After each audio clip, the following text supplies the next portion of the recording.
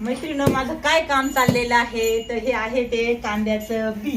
तर हे बघा कांदे लावले असे गोंडे येतात.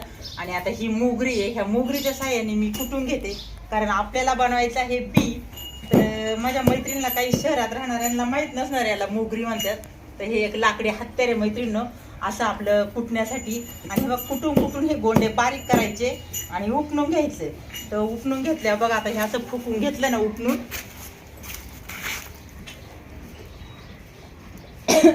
तर हे बघा असं बी तयार होतं मैत्रिणीनं. आणि हे बी लावल्यानंतर आपलं रोप येतं आणि रोप लावल्यानंतर बघा आपण शेडमध्ये कांदे आटकून ठेवले तर असले कांदे येतात.